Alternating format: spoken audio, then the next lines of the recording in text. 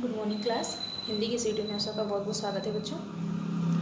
आज की इस वीडियो में हम सब पढ़ेंगे कक्षा 6 की पाठ्य पुस्तक बसंत भाग 1 में पाठ 15 नौकर पाठ को बच्चों हम लोगों ने पढ़ चुका है और अब हम लोग इस पाठ के महत्वपूर्ण प्रश्नोत्तर को हम लोग कर रहे हैं। हम लोग अपने पिछले वीडियो में बच्चों इस पाठ के प्रश्न 6 गांधी जी इतना पैदल क्यों चलते थे, पैदल चलने के लाभ लिखो, हम लोगों ने यहाँ तक प्रश्नोत्तर को कर लिया था बच्चों।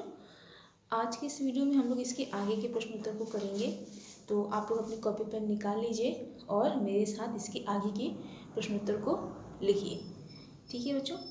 तो इस पाठ का जो प्रश्न 7 है, क्वेश्चन नंबर 7, वो क्या बोल रहा है कि गांधी जी अपने साथियों की ज़रूरत के मुताबिक हर काम देते थे, लेकिन उनका खुद का काम कोई और करे उन्हें यह पसंद नहीं था। क्यों? आपको बताना है कि गांधी जी दूसरों का काम बहुत तत्परता के साथ करते थे, लेकिन खुद का काम उन्हें किसी से करवाना पसंद नहीं था। ऐसा क्यों था? ठीक है, तो आइए इस प्रश्न का उत्तर हम लोग लिखते हैं। प्रश्न हमारा 7 है, क्वेश्चन नंबर 7 क्या बोल रहा है? गांधी जी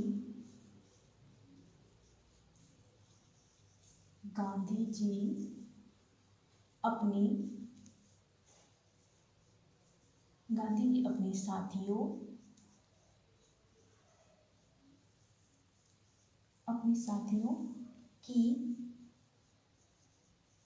जरूरत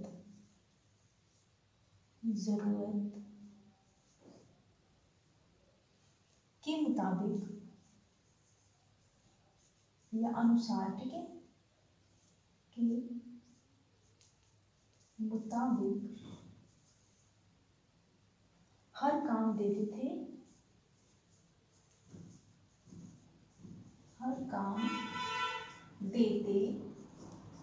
थे,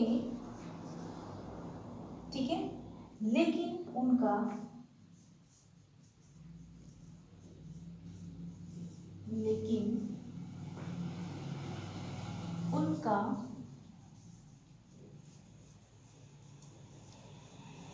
खुद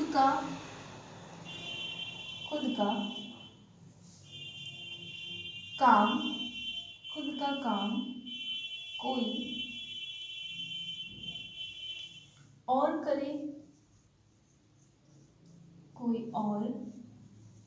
करे ये उन्हें पसंद नहीं था।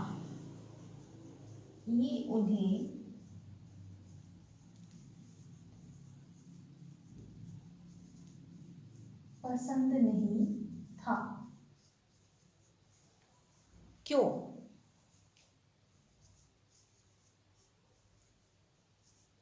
क्यों? तो इसका उत्तर लिखेंगे हम लोग। उत्तर 7, गांधी जी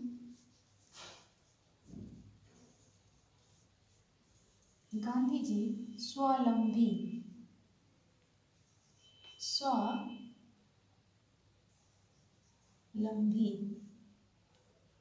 ठीक है, स्वावलंबी मतलब क्या होता है?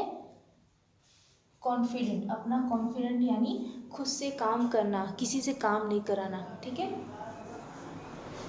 स्वावलंबी होने के कारण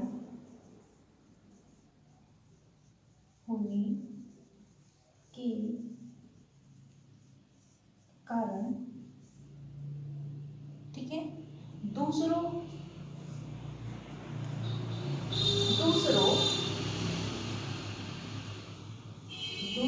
के सामने आदर्श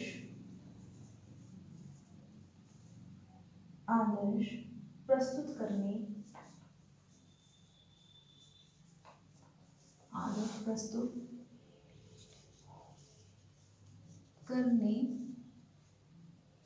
के लिए तथा अन्य को भी, यानी दूसरों को, ठीक है, अन्य को भी स्वावलंबी बना ले, स्वावलंबी, ठीक है, स्वावलंबी बनाने के लिए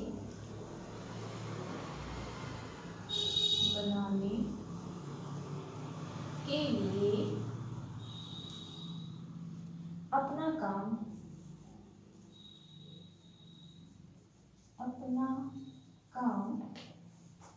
स्वयं करते थे, यानी खुद से करते थे, अपना काम स्वयं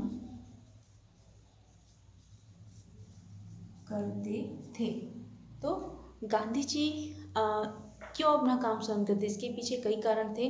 पहला क्या बोल रहा है कि वो गांधी जी स्वावलंबी होने के कारण वो अपना काम खुद करते थे और दूसरों को स्वावलंबी बनाने के लिए, दूसरों के सामने आदर्श प्रस्तुत करने के लिए, अन्य को स्वावलंबी बनाने के लिए वो अपना काम स्वयं से करते थे, यानी उनसे कोई सीखे कि कैसे अपना काम खुद से करना चाहिए। ठीक है, इसके बाद हमारा अगला प्रश्न है बच्चों, प्रश्न हमारा 8वां। इसको मैं इरेज करती हूँ, इसको नोट डाउन कर लीजिए। इसके बाद हम लोग प्रश्न 8वां लिखेंगे।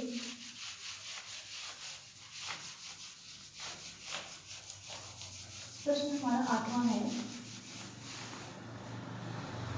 नौकरों को हमें,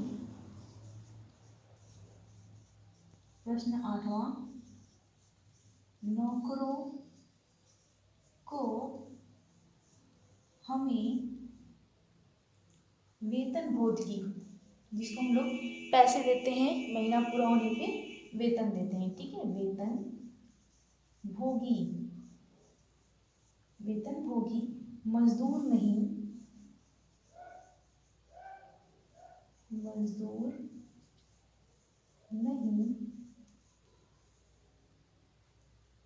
अपने भाई के समान,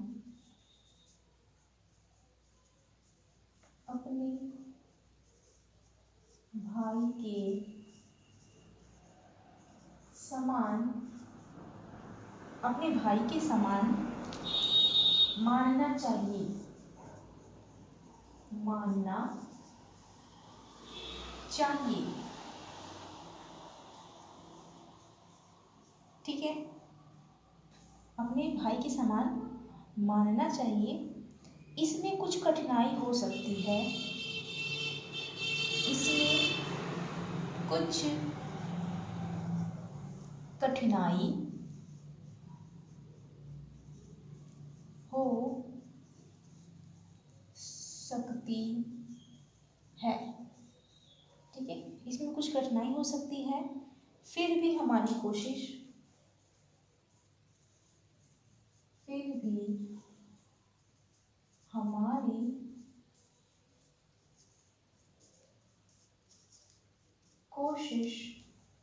क्या होगी, हमारी कोशिश सर्वथा, यानी हमेशा, सर्वथा क्या होगी, निष्फल नहीं जाएगी,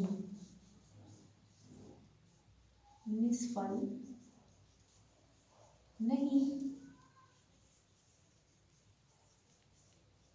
जाएगी, ठीक है।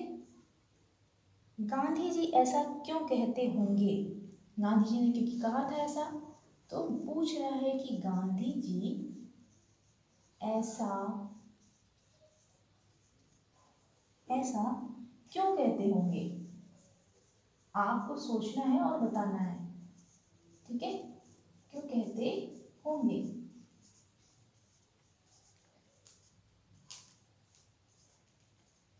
ठीक है, तो ये बताइए कि हमें मजदूरों को अपने भाई के समान मानना चाहिए, इसमें कुछ कठिनाई हो सकती है, लेकिन हमारी जो कोशिश है वो हमेशा यानी सर्वथा निष्फल नहीं होगी, यानी वो कोई न कोई फल प्रदान करेगा। तो गांधी जी ऐसा क्यों कहते थे, तो आइए इस प्रश्न का उत्तर लिखते हैं। इसका उत्तर होगा, ये सच है कि सच है, ये सच है कि यदि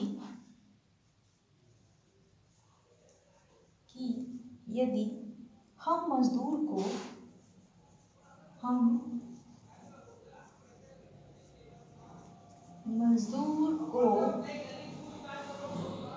अपना भाई समझने लगे, अपना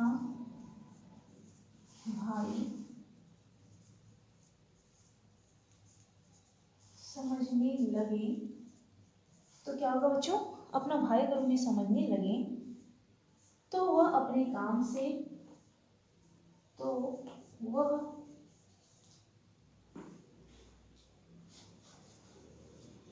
अपने काम से काम चोरी और लापरवाही कर सकता है। सब नहीं करेंगे, लेकिन कई ऐसे होंगे कि काम से लापरवाही और काम चोरी, यानी काम नहीं करना, कम काम करना, काम चोरी कर सकता है,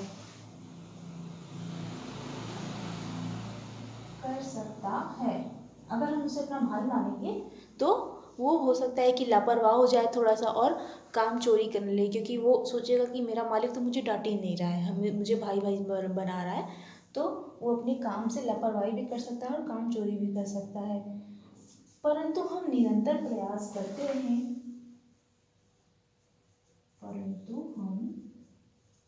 निरंतर मतलब होता है लगातार, परंतु हम निरंतर प्रयास करते रहें तो क्या होगा बच्चों?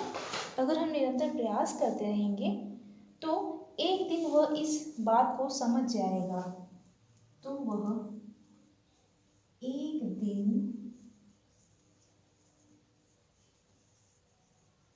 इस बात को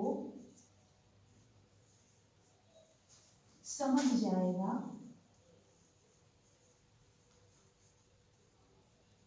क्या समझ जाएगा?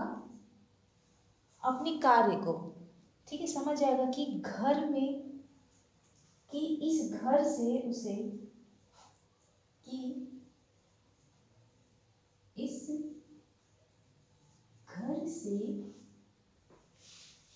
उसे अपनापन, ठीक है, उस घर से उसे क्या मिल रहा है? अपनापन और प्यार मिलता है, अपनापन और प्यार मिलता है, ठीक है। वो एक दिन क्या होगा? समझ जाएगा। अगर हम लगातार अपना प्रयास जारी रखें, उसे अपना भाई माने, उसे इतना सम्मान दे, तो वो, लेकिन इस बात को धीरे धीरे कभी समझ जाएगा कि इस घर से मुझे इतना प्यार मिलता है, तो वो गद्दारी नहीं करेगा, वो काम चोरी नहीं करेगा, वो अपने घर को अपना मानेगा, घर के सारे सदस्यों को अपना मानेगा, तो प्यार मिलता है, वो समझ जाएगा कि प्यार मिलता है और अपनापन मिलता है, अतः उसकी भी जिम्मेदारी बनती है, अतः उसकी भी जिम्मेदारी बनती है। क्या जिम्मेदारी बनती है? कि अपने कार्य को ठीक से करे, कि अपना जो काम है उसका, अपने कार्य को ठीक से करे, ठीक है बच्चों। तो कोई भी हो, कोई भी इंसान हो, अगर हम लोग लगातार उसे सम्मान देंगे, प्यार देंगे, तो एक दिन न एक दिन वो क्या करेगा? उस चीज़ को समझने लगता है। तो वैसे ही जो नौकर होते हैं, उन्हें हमें वेतन भोगी मजदूर नहीं समझना चाहिए कि पैसे ले रहे हैं और उनसे हम चाहे जैसे भी बात करें उन्हें हमें भाई बना के रखना चाहिए। ठीक है, तो वही गांधी जी के कहने का तात्पर्य ये है कि इसमें थोड़ी कठिनाई हो सकती है। कठिनाई इस बात की हो सकती है कि अगर हम उसे बहुत ज़्यादा भाई बनाएंगे तो वो अपने काम से लापरवाही भी कर सकता है और काम चोरी भी कर सकता है। लेकिन अगर हम लगातार प्रयास करें तो वो क्या करेगा, एक दिन वो समझ जाएगा कि हमें इस घर से इतना प्यार मिलता है और अपने काम को वो लगन और मेहनत से फिर करेगा। ठीक है, इसके बाद हमारा जो अगला प्रश्न है बच्चों, पाठ में बताया गया है कि गांधी जी और उनके साथी आश्रम में रहते थे। घर और स्कूल के छात्रावास से गांधी जी का आश्रम किस तरह अलग था, कुछ वाक्यों में लिखो। यहाँ पूछ रहा है कि जो गांधी जी का आश्रम था और जो छात्रावास होता है, छात्रावास मतलब छात्रों के रहने का जगह, जहाँ पे छात्र रह के अपनी पढ़ाई को पूरी करते हैं। तो वो पूछ रहा है यहाँ पे कि गांधी जी के आश्रम और छात्रावास में क्या अंतर था, अपने शब्दों में इसको लिखना है। ठीक है, इसके पहले जो हमारा प्रश्न नंबर 9 है बच्चों, इसको अपने से करना है। हम लोग प्रश्न 10 करेंगे। ठीक है, प्रश्न नंबर 10 में क्या पूछ रहा था बच्चों हमारा कि छात्रावास और गांधी जी के आश्रम में क्या अंतर था। तो इसका उत्तर क्या होगा कि गांधी जी गांधी जी के आश्रम में हर एक जाति, वर्ग, उच्च निम्न आदि सभी वर्गों के लोग एक साथ रहते थे। ठीक है, और आश्रम में अनेक तरह के कार्य किए जाते थे, जैसे खेती करना और आटा पिसाने का काम करना। लेकिन छात्रावास में ऐसा नहीं होता है। छात्रावास में क्या होता है कि वहाँ पे सिर्फ पढ़ाई को ही महत्वपूर्ण स्थान पर रखा जाता है। वहाँ से पढ़ाई होती है, वहाँ पे आप खेती बाड़ी या आटा पीसने का काम नहीं करवा सकते। तो और भी क्या क्या चीज़ें हो सकती हैं, जैसे मान लीजिए कि छात्रावास में भी अनेक समुदाय के लोग रहते हैं, लेकिन वहाँ पे कोई किसी भी स्टूडेंट के साथ, किसी भी बच्चे के साथ आप सब्जी उगाने का कार्य और आटा पिसाने का कार्य नहीं कर सकते, क्योंकि वहाँ पे पढ़ाई को महत्वपूर्ण दर्जा दिया जाता है। लेकिन गांधी जी के आश्रम में विदेशी और सभी परिवार के लोग भी परिवार की तरह रहते थे, और उनके अलावा आश्रम में उनके सहयोगी के अलावा उनके मित्र ज़रूरतमंद होते थे, जहाँ पे जिनको ज़रूरत होती थी रुकने की, रहने के लिए, जिनके पास जगह नहीं है वो आके रहते थे, और देसी विदेशी भी आके वहाँ ठहरते थे, और सब लोग मिलजुल कर एक परिवार की तरह रहते थे। लेकिन छात्रावास में सभी धर्मों और समुदाय के बच्चे शिक्षा ग्रहण करने आते हैं। छात्रावास और आश्रम की कार्य करने के तरीके में अंतर होता है, दोनों के उद्देश्य भी अलग अलग होते हैं ना। आश्रम में का उद्देश्य क्या होता है, लोगों की ज़रूरतों को पूरा करना और उनके कार्यों को पूरा करना, उनके उद्देश्यों की पूर्ति करना। लेकिन छात्रावास शिक्षा प्रणाली से संबंधित होता है, वहाँ पे शिक्षा को ज़्यादा महत्वपूर्ण दर्जा दिया जाता है, शिक्षा प्रणाली से वो संबंधित होता है। जबकि आश्रम में अन्य काम जैसे आटा पीसना, सब्जियां उगाना कार्य करना पड़ता है, क्योंकि करना ही पड़ेगा, क्योंकि अन्य लोग भी वहाँ पे हैं, वो करेंगे तो आप वहाँ बैठ कैसे सकते हैं। तो वही पूछ रहा है कि छात्रावास में भी थोड़ी थोड़ी मिलती जुलती चीज़ें हैं। जैसे आजकल क्या होता है, हॉस्टल में लोग रहते हैं, वहाँ पे खाना बना बनाया मिल जाता है हॉस्टल में, लेकिन उसी को हॉस्टल को ही बोलते हैं छात्रावास। तो लेकिन यहाँ पे भी लोगों का वास होता था गांधी जी के आश्रम में, तो यहाँ पे वो अंतर पूछ रहे हैं। तो यहाँ पे थोड़े से अंतर हमको दिखाई मिलता है, और थोड़ी सी समानताएं भी दिखाई मिलती हैं, क्योंकि गांधी जी के आश्रम में सभी वर्गों के लोग एक साथ रहते थे, चाहे वो ऊंची जाति का हो या निम्न जाति का हो। लेकिन ऐसे ही छात्रावास होता है, वहाँ पे भी सारे वर्गों के लोग एक साथ रहते हैं, वहाँ भी कोई भेदभाव नहीं होता है। लेकिन यहाँ पे अंतर, हमें ये सबसे बड़ी अंतर देखने को मिलती है कि छात्रावास में शिक्षा प्रणाली को सर्वोच्च दर्जे पे रखा जाता है। वहाँ पे ऐसे अन्य काम, जैसे आश्रम में जो काम हुआ करते थे, सब्जियां उगाना और आटा पिसाने का काम और भी पानी भरने का काम, ये सारे काम छात्रावास में नहीं होते हैं। यहाँ पे छात्राओं से ये सारे काम नहीं कराए जाते। बच्चों, हम लोग इस प्रश्न का उत्तर हम लोग अपनी अगली वीडियो में करेंगे। ठीक है, आज हम लोग प्रश्न 7 और प्रश्न 8 हम लोगों ने किया। प्रश्न 7 हमारा क्या था कि गांधी जी अपने साथियों की ज़रूरत के मुताबिक हर काम देते थे, लेकिन उनका खुद का कोई काम और करे उन्हें नहीं पसंद था। क्यों क्यों नहीं पसंद था? क्योंकि वो स्वावलंबी थे और इसी कारण उनको अपना काम कराना किसी से पसंद नहीं था, और दूसरों को वो प्रेरणा देते थे और दूसरों को स्वावलंबी बनने की वो प्रेरणा भी देते थे। और अगला प्रश्न हमारा क्या था बच्चों कि नौकरों को हमें वेतन भोगी मजदूर नहीं अपने भाई के समान समझना चाहिए। इसमें कुछ कठिनाई हो सकती है, लेकिन इसमें कुछ कठिनाई हो सकती है, फिर भी हमें कोशिश सर्वथा, हमारी जो कोशिश है वो सर्वथा निष्फल नहीं जाएगी। गांधी जैसा क्यों कहते थे?